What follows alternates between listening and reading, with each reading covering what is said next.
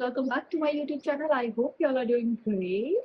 तो थंबनेल देख के आपको समझ में आ ही गया होगा। तो yes, this video is all about how to move on after break. मैंने सारी चीजें लिख के रखी है क्योंकि इतना लंबा रिश्ता है ना उसके साथ कि मुझे एक एक पॉइंट मुझे कुछ भी मिस नहीं करना था आपके लिए। First thing is after effects क्या होते हैं ब्रेकअप के। भाई मेरे साथ तो पता है क्या होता है, जब ब्रेकअप हुआ था ना मेरा, मुझे ऐसे बेड से उठने का मन नहीं कर रहा था।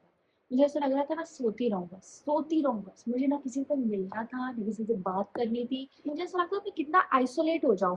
एंड आई एम श्योर जिसका भी ब्रेकअप होता है, आप लोग का भी, आपको भी ऐसा लगेगा ना, किसी से नहीं मिलना, बस सोते रहना है। काम भी बस इसलिए कर रहे थे क्योंकि हाँ ठीक है, पैसा चाहिए इसलिए काम करना है। वो फेज ऐसा होता है ना, मैंने कहीं सुना था, when you lose someone you lose a part of yourself with them, and I felt that because when I had a breakup, lockdown was going on that time, and when I met that person I was too jolly, the kind of person I am right now, इतनी खुश, इतनी jolly. तू और गीत, ये दो character mix कर दो, ये मेरा कैरेक्टर है। मैं वैसी थी।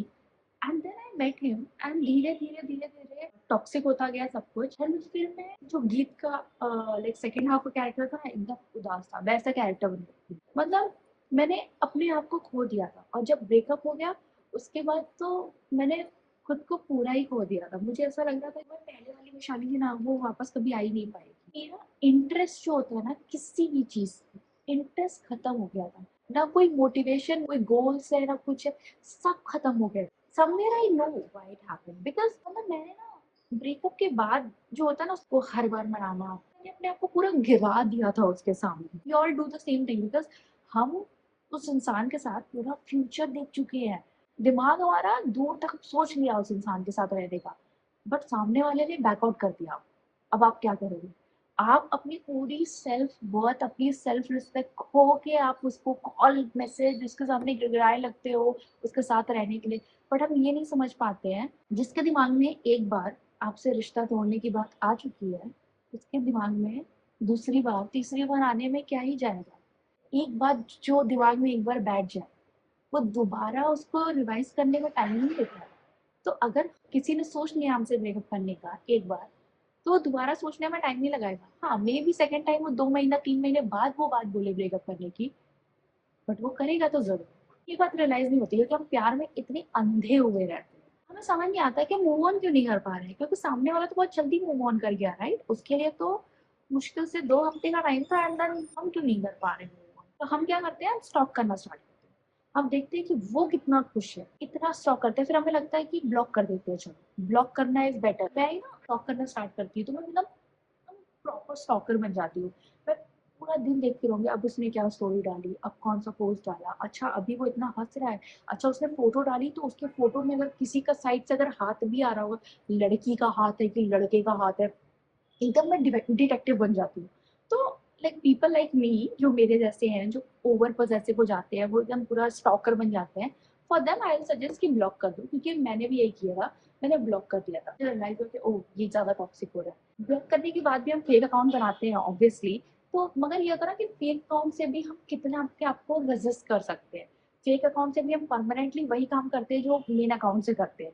बट मैंने क्या किया था कि फेक अकाउंट भी ऐसे थोड़ा दिन देखा, बट फिर मैंने अपने आप को डिस्ट्रैक्ट करने के लिए सीरीज और ये सब चीज़ें देखना स्टार्ट कर दी कि मैं जितना टाइम कम वहाँ दूँगी, मैं उतना खुश रहूँगी। जितना मतलब मैं सुकून में रहना चाहती थी, क्योंकि मैं एकदम घबराने लगी थी उसको ऐसे देख के हर समय कि वो ये क्या कर रहा है? क्या कर रहा है? किसके साथ कर रहा है? क्या हो रहा है? सब कुछ। बट आई विल सजेस्ट कि फ़ोटोज़ डिलीट कर दो।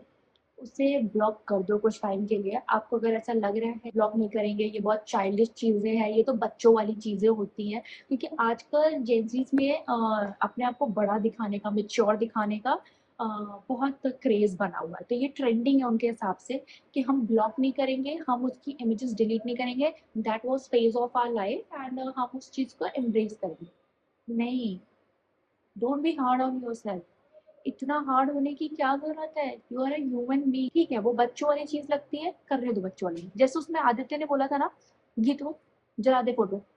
बच्चों जैसा काम है, कर दे। बच्चों जैसा ही काम करना है। क्यों?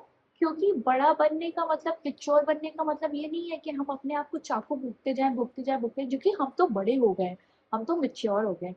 हमें बस ये प्रूव करने के लिए, हम किसको प्रूव कर रहे हैं कि हम मैच्योर हैं? उस इंसान को के लिए हम मैटर ही नहीं करते। अगर हम उसके लिए इतना मैटर कर रहे होते तो हम उसके साथ होते अभी। हम रहे ना रहे उसकी लाइफ में उसे मैटर नहीं करता। Just block it. अभी तो मैंने बता दिया कि क्या-क्या फ़ील होता है। अब तुम बोलोगे इतना बकवास कर दिया कि क्या फ़ील होता है, ये सब तो हम लोग जानते हैं। But how to move on from that? तुम ये मुद्दे पे आओ कि मूव ऑन कैसे करना है, ठीक है?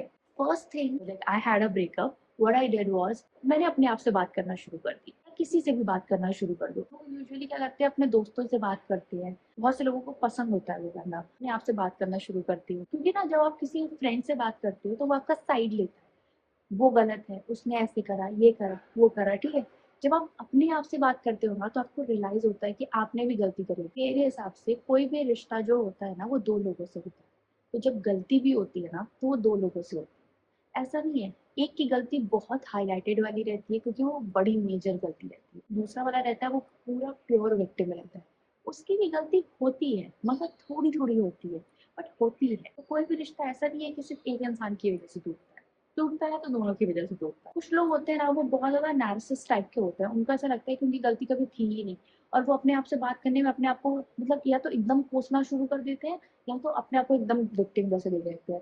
एक थर्ड पर्सन जैसे सोचना शुरू करो। When you are start talking to yourself, see that you are a third person and आप क्योंकि आप अपने फ्रेंड को जो बताओगे, आप बता रहे हो अपने साइड से, अपने पॉइंट ऑफ व्यू से। उसको आप आपके बॉयफ्रेंड के साइड का नहीं पता, वो वन साइडेड स्टोरी बता रहे हो।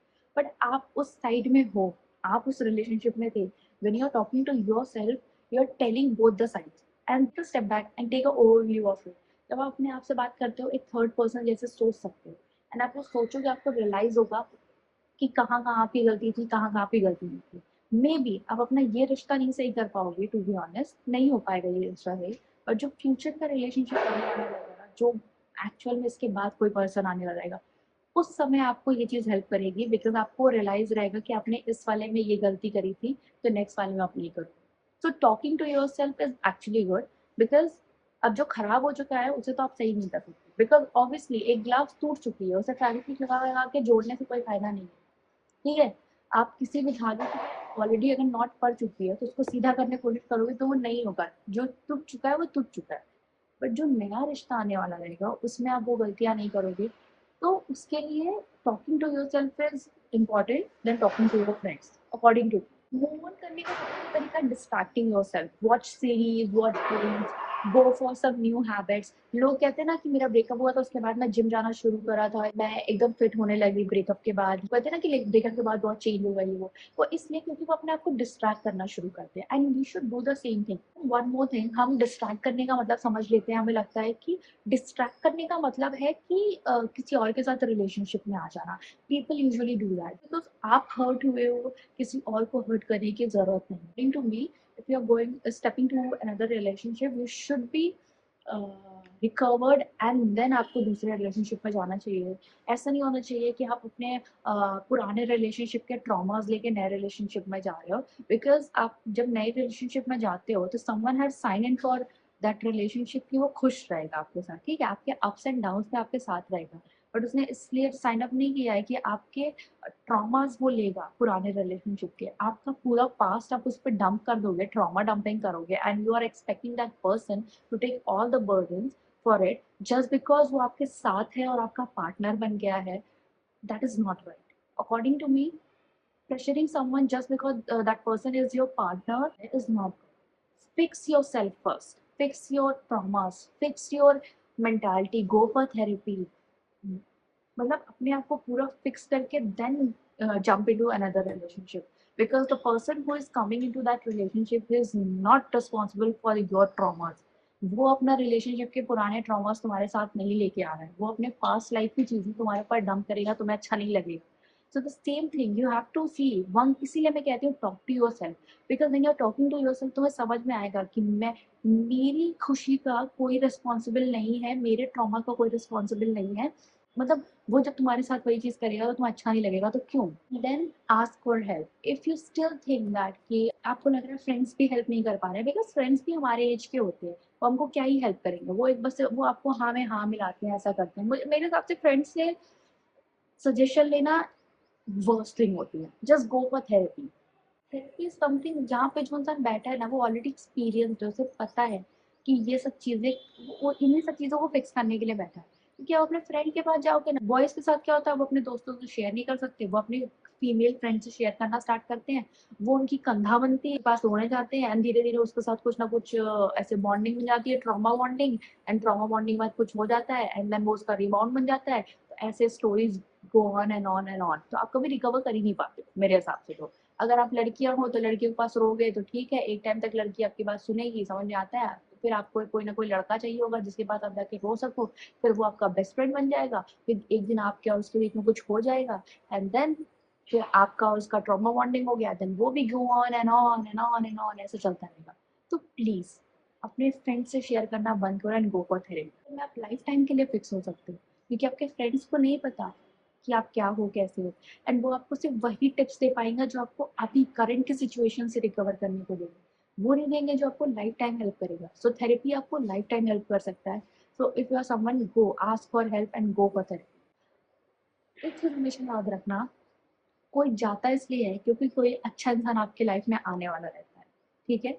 And universe always test you, have faith, I am telling you, there is someone for you and कहते हैं ना, गलत लोग आपकी लाइफ में इसलिए आते हैं कि जब वो सही इंसान आए आपकी लाइफ में तो आपको पता चल जाए।